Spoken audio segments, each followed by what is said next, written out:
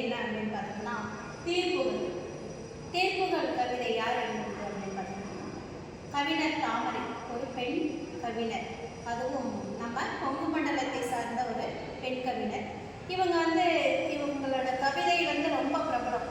எதன் நிமித்தமா அப்படின்னு பார்த்தோம்னா பெண்களுக்கான எல்லா செய்திகளுமே அவங்களோட கவிதைகள் இருக்கும்.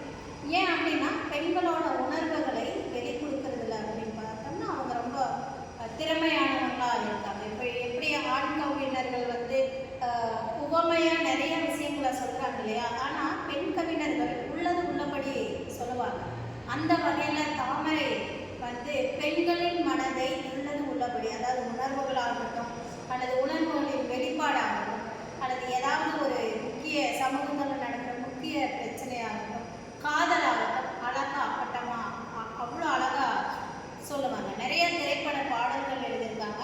இந்த பாடல்கள் எல்லாம் ரொம்ப எப்படி பிரபலமான பாடல்களாக இருக்குது. குறுகிய காலம்தான் பெண் கவிஞர் அப்படின்றதுனால இந்த பாடல்கள் பாடலுமே பெண் பாடல்களாக தான் இருப்பாங்க இல்லையா. சரி, இவங்க இந்த கவிதையில் என்ன சொல்லியிருக்காங்க, இதுலேயும் ஒரு மிக சிறப்பான ஒரு விஷயம், பெண்களை முன்னிறுத்தி தான் இந்த கவிதையுமே இருக்கு. தீர்ப்புகள் கவிதையோட தலைப்பு. இந்த தீர்ப்புகள் எழுதுறது யாருன்னா தாமரை. இதுல கற்பில் சிறந்தவள் கண்ணகியா மாதவியா அப்படின்றதா அவங்களோட வாதமே. பட்டிமன்றத்திலே விவாதம் பொறிபறந்தது. ஒரு பட்டிமன்றத்துல விவாதம் பொறிபறக்குது. கற்பில் சிறந்தவள் கண்ணகியா மாதவியா. நம்மளுக்கு எல்லாத்துக்குமே சிலப்பதிகாரம் தெரியும். கோவலன் கண்ணகி தான் பெருசாக நம்ம பேசிக்கிட்டு இருக்கோம் இல்லையா. கண்ணகி தான் மதுரையை அழிச்சிட்டா, அவள் தான் கற்புக்கரசி, அந்த மாதிரியெல்லாம் பேசிகிட்டு இருக்கோம் இல்லையா. இந்த இடத்துல மாதவி அப்படின்ற பெண் கதாபாத்திரத்தை கொஞ்சமாக தான் நம்ம சொல்லுவோம் இல்லையா. ஆனால் இவ ஒரு விவாதமே நடத்தியிருக்காங்க இந்த பெண் கவிஞர். கற்பில் சிறந்தவள் கண்ணகியா மாதவியா, அவங்களோட தலைப்பே இதுதான். என்னதான் வாதம் வைக்கிறாங்கன்னு பார்க்கலாம். மக்களுக்கு சந்தேகம் தீரவில்லை. அனல் கக்கும் பேச்சாளர்கள் இருதரப்பிலும் ஒருவருக்கொருவர் சரித்தவர்கள். இரண்டு பக்கமும் ரொம்ப விவாதம் பொறிபறக்க பேசிட்டு இருக்காங்க. கணவன் உயிர் போனாலும் மதுரையை எரித்து கற்பை நிர்மித்தால் கண்ணகி அப்படின்னு சொல்றாங்க. அப்போ மதுரையை எரித்து, அதாவது ஒரு நகரத்தையே எரித்து கணவனோட தீர்ப்பு சரியானதா ஒரு மன்னன் கொடுக்கல, அப்படி பாண்டிய மன்னன் கொடுக்கல அப்படின்றதுக்காக ஒரு நகரையே எரிச்சிருக்காங்க கண்ணகி அப்படின்னு ஒரு வாதம் சொல்றாங்க. இன்னொன்று, இந்த கற்பு இருந்தங்காட்டி தான் அந்த நகரம் எரிஞ்சுதே அப்படின்னு சொல்றாங்க. கற்பு இல்லையே பற்றி எரியுமா, கற்போட இருந்ததுனால தான் இந்த விஷயம் நடந்திருக்கு. மதுரை மாநகரம் ஆணித்தரமாக கேட்டது. இந்த மதுரை அணி என்ன எப்படி கேட்குறாங்கன்னா, கற்பில் சிறந்தவள் கண்ணகி, அதனால தான் அந்த நகரே எரிஞ்சிருக்கு. சாபம் கொடுத்துட்டா இல்லையா, அதனால தான் எரிஞ்சு. கற்பை இழந்தவள் என்றால் அந்த மதுரை எரிஞ்சிருக்காது அப்படின்றத சொல்கிறாங்க. அடுத்த கட்சியில் என்ன சொல்கிறாங்க அப்படின்னு பாருன்னா, சூழ்நிலையை சுகமாய் மறந்து போனீர்களே. நிறைய சந்தர்ப்ப சூழ்நிலையில தான் எல்லாருமே தவறுகள் செய்கிறாங்க இல்லையா.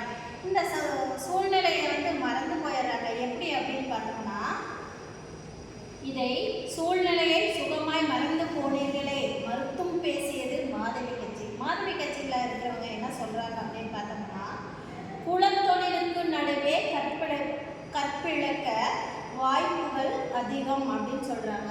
மாதவியோட குலத்தொழில் என்னன்னு பார்த்தோம்னா தாசி குலத்தை சார்ந்தவங்க. அதாவது எப்படி சொல்கிறது, பல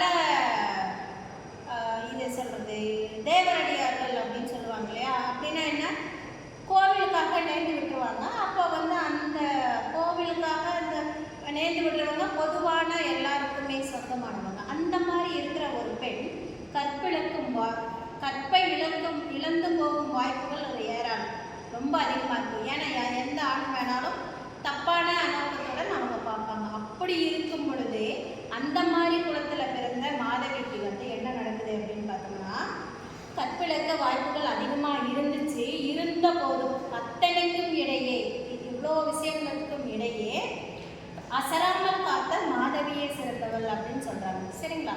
அப்படின்னா என்ன, இந்த மாதிரி குலத்தில் தாசி குலத்தில் வந்தவங்க அப்படின்னு பார்த்தோம்னா எல்லா ஆண்களும் ஆசைப்படுவாங்க இல்லையா.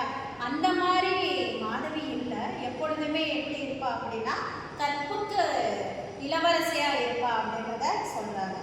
அமைதியாக கேட்ட நடுவர் என்ன சொல்றாரு அப்படின்னு பார்த்தோம்னா, அழுத்தமாக சொன்னார் தீர்ப்பு, சந்தேகமே இல்லை, இருவருமே கற்பில் சிறந்தவர்கள் தான். மாதவியும் சிறந்தவள் தான், கண்ணகியும் சிறந்தவள் தான்.